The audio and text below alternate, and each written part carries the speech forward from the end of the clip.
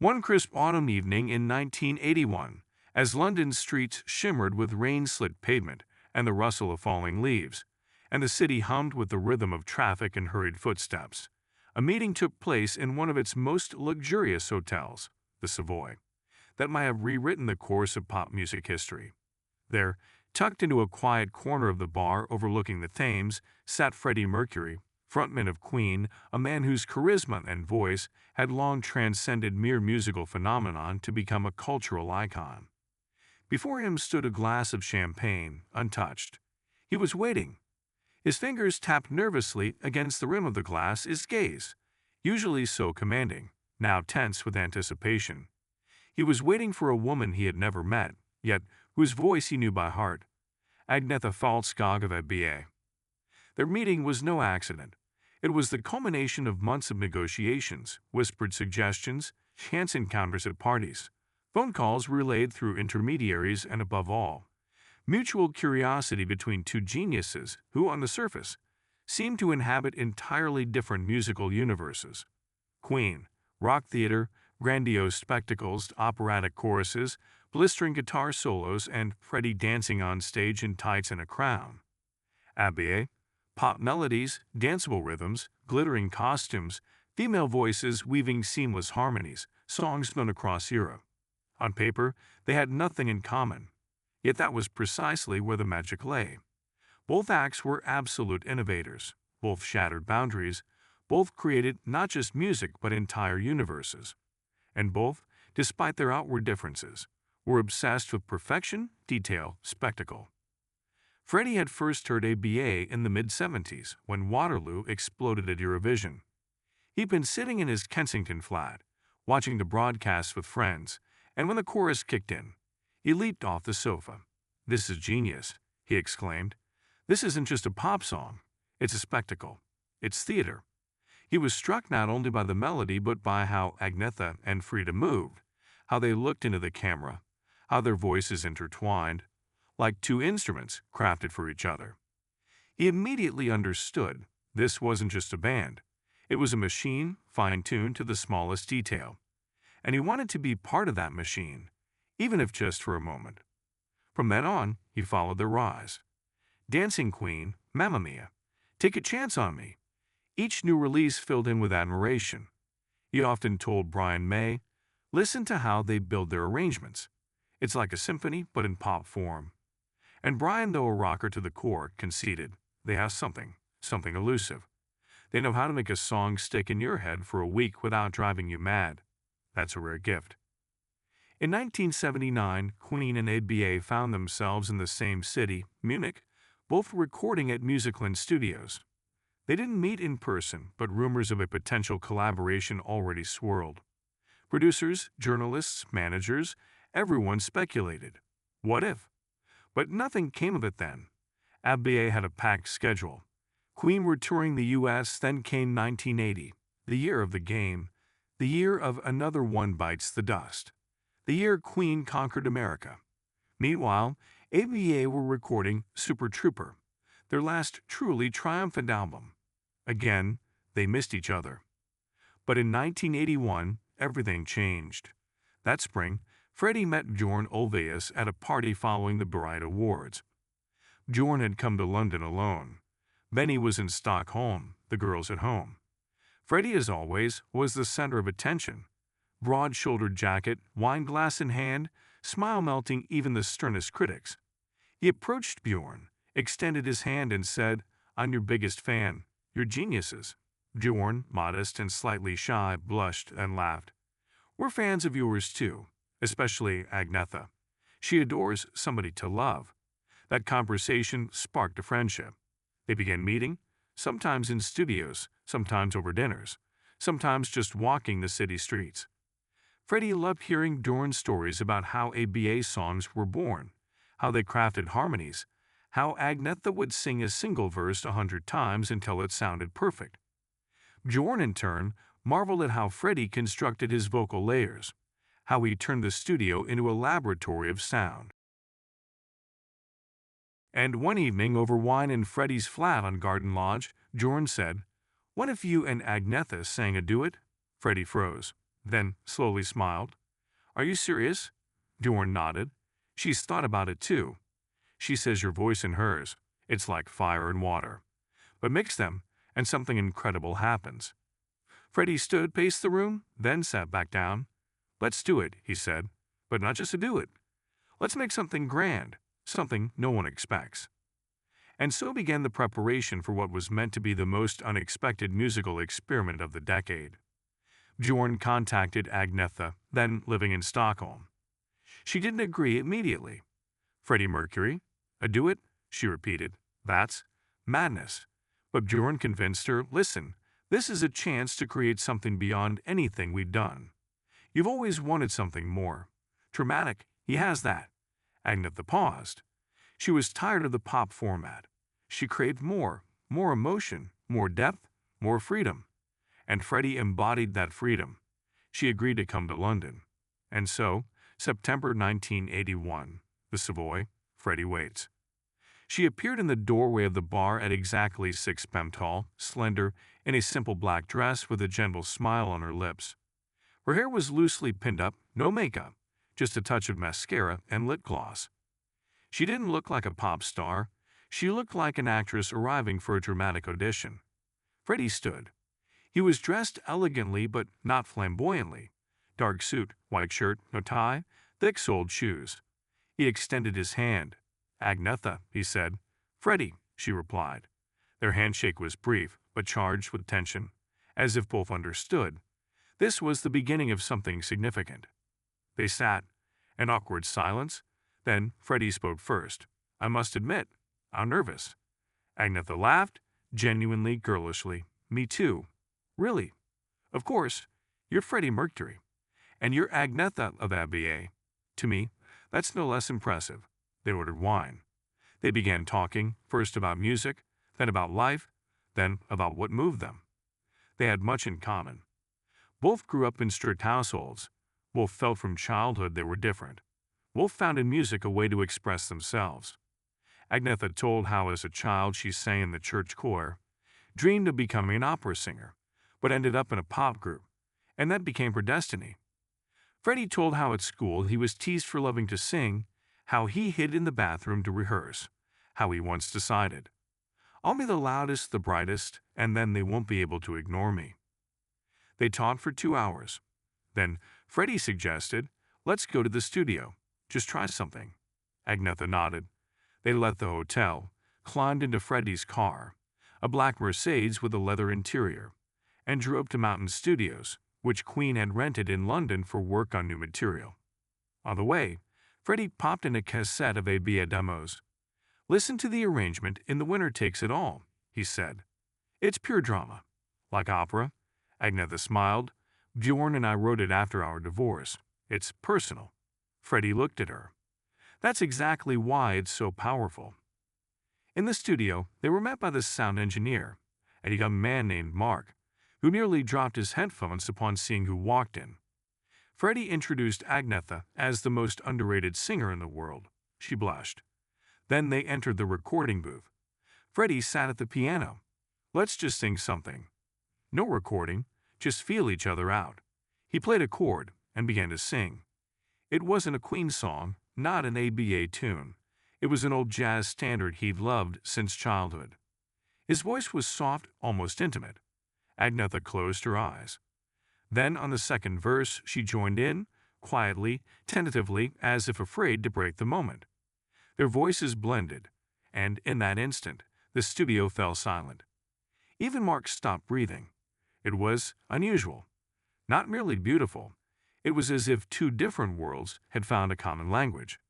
Freddie's voice, powerful, velvety, with a metallic edge. Agnetha's, pure, crystalline, tinged with melancholy.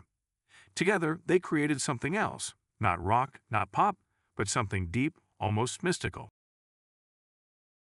When they finished, silence hung in the air. Then Freddie slowly turned to Agnetha. Well, he asked. She looked at him, and tears glistened in her eyes. That was beautiful, she whispered. Freddie smiled. Then let's get to work. The next day, they reconvened. This time in the office of Queen's manager, Jim Beach. Jim was skeptical. "Do you realize how risky this is?" He said, "Queen is rock. ABBA is pop. Fans might not get it." Freddie looked at him. "That's exactly why we're doing it. To break expectations," Agnetha added, "and to show that music isn't about genres. It's about feeling." Jim sighed. "Fine, but only if it's not just a duet, if it's an event." They began crafting the song. The idea was simple but brilliant. Take a melody written by Bjorn and Benny, add lyrics co-written by Freddie and Agnetha, and create an arrangement blending Queen's orchestral elements with ABBA's electronic textures. The first draft took 3 days. The song was titled Secret Duet. It was a ballad, slow, emotional, building toward drama. Verses sung by Agnetha, a lonely woman remembering a love lost forever. Chorus by Freddie, answering her like an echo, like a ghost of the past. And in the final, their voices merging in a powerful, almost operatic climax. They rehearsed daily, sometimes in the studio, sometimes at Freddie's home. He invited her to dinners. They talked for hours about music, life, fears, dreams. Agnetha confessed she felt exhausted by fame, by expectations, by being seen only as a pop star. Freddie nodded. "I know that feeling. People think I'm just a showman, but behind that is pain. Always." He told her about his loneliness, about how hard it was to be on top when inside there was emptiness. They became not just colleagues, they became friends, and it showed in the music. 2 weeks later, they recorded the first version. When the track ended, silence filled the studio. Then Brian May, who'd come to listen, said, This is a masterpiece." Roger Taylor added, "I've never heard anything like it."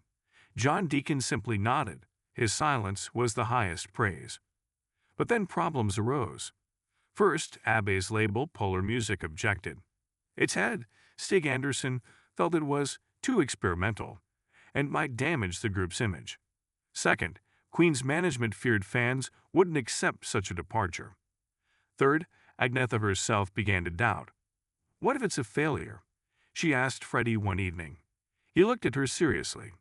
"What, it's a triumph," he replied. "You're not afraid to take risks, are you?" She paused, then nodded. "No, I'm not." But reality intervened. ABBA's final tour was beginning. Queen were preparing for South America. Time slipped away. They tried to record the final version, but something was off. The sound engineer said, "It's missing energy." Freddie agonized, "No, not right, not right." Agnetha, usually calm, grew anxious. One night, after yet another failed session, they sat alone in the studio, drinking coffee silent. Then Freddie suddenly said, "Let's just sing. No tech, no producers, just you and me." Agnetha nodded. They stood in the center of the room. Freddie began, a cappella. Agnetha joined, and this time, it worked. Their voices sounded as if they'd sung together their whole lives. When they finished, both were in tears. "There it is," Freddie whispered, "the real version." They recorded it on an old tape recorder, just as a keepsake, then decided this version wouldn't be heard by producers, labels, only by them. It was their secret duet. But the story didn't end there. Despite all obstacles, they resolved to release an official version. Bjorn and Benny reworked the arrangement, adding a symphonic orchestra. Freddie rewrote the lyrics, making them even more personal. Agnetha re-recorded her vocals 10 times, until she achieved what she wanted. By December 1981, the song was ready. It was slated for release in February 1982, as a single, as an event, as something that would change everything. But in January 1982, ABBA announced their hiatus. The group disbanded, not officially, but in practice.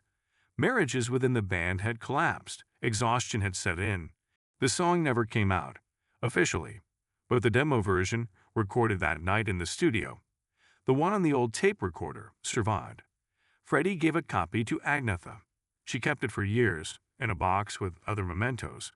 Sometimes on quiet evenings, she'd play it, and remember that autumn night in London, when two voices, two worlds, two souls found each other, if only briefly.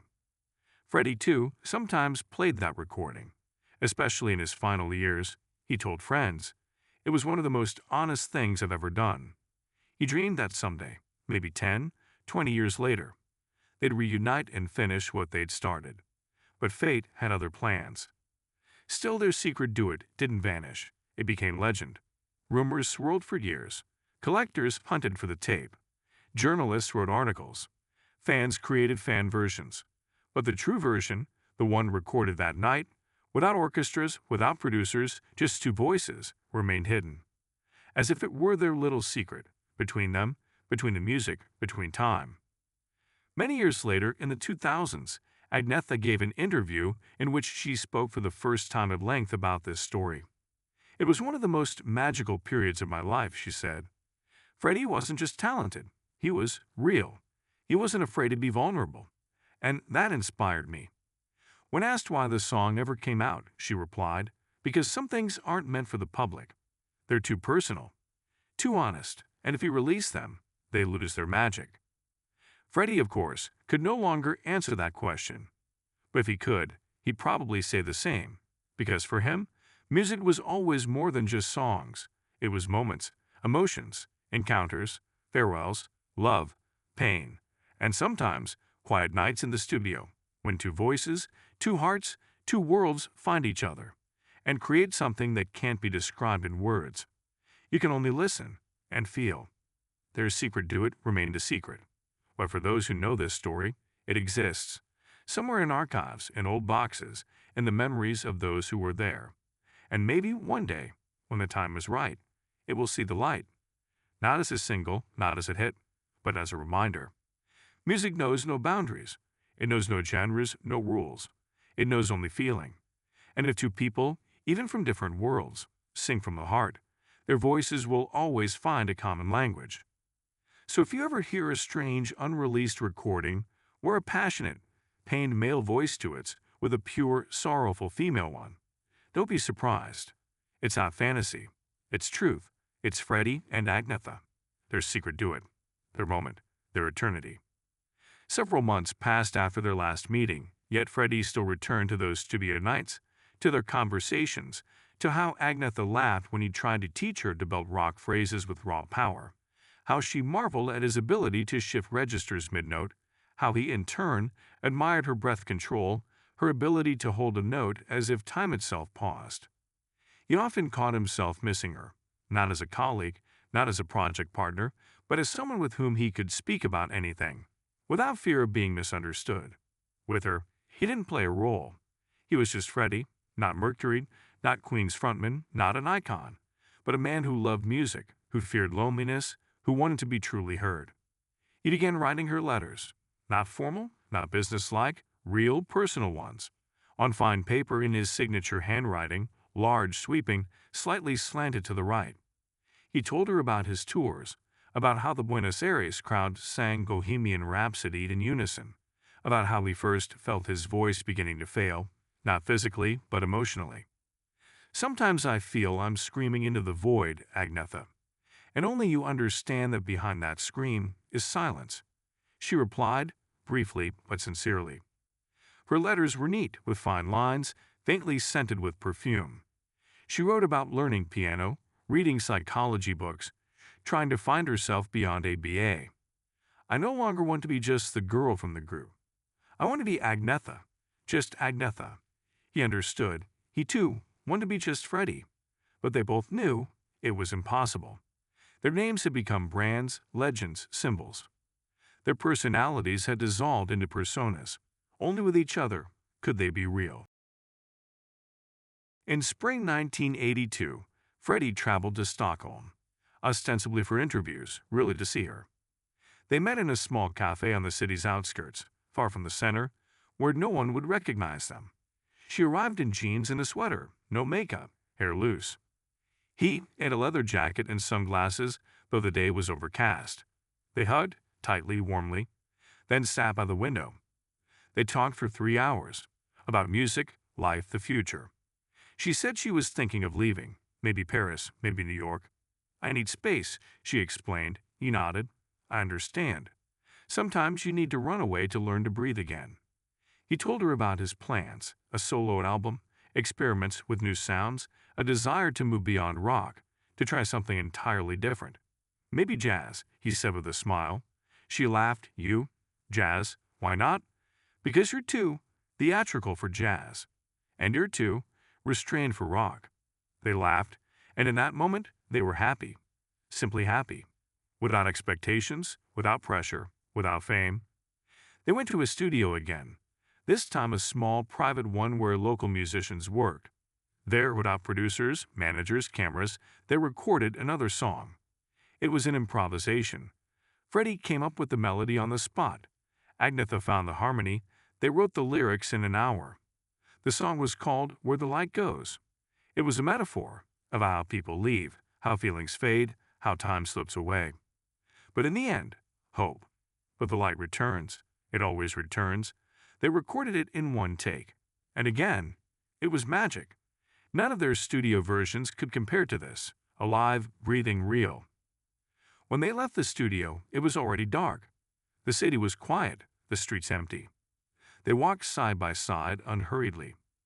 Why can't we do this more often? Agnetha asked. Freddie sighed. Because the world isn't ready for it, and maybe neither are we. She looked at him. What if we didn't think about the world? He smiled. Then we'd already be living in another dimension. They parted at a street corner, hugged, promised to write. Promised not to disappear. But both knew it wouldn't be easy. Life calls, duties press, time slips away.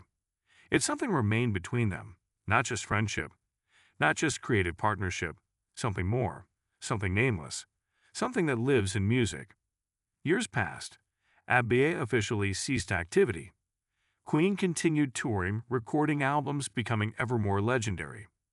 Freddie released his solo album, Mr. Bad Guy, and contrary to expectations, included elements inspired by ABBA, synth arrangements, dance beats, harmonies reminiscent of Scandinavian pop. Journalists asked, "Is this ABBA's influence?" He smiled. Maybe. He didn't speak of Agnetha. Not because he wanted to hide it, simply because it was too personal. It was theirs, their secret. Agnetha moved to Switzerland, then returned to Sweden, recorded a solo album, dark, atmospheric, full of piano ballads and profound lyrics. Critics wrote, she found her voice. Freddie bought the album the day it came out, listened to it at night, sometimes cried, then wrote to her, "You were right. You are more than ABBA." She replied, "And you are more than Queen." In 1985, they met again. At Live Aid, Freddie performed with Queen. Their set entered history. Agnetha watched it on TV in Stockholm, then called him. "That was the greatest show I've ever seen," she said. He laughed. "You should have sung with me." I'd have been terrified. You? Terrified? Yes, because next to you, you have to be just as bright.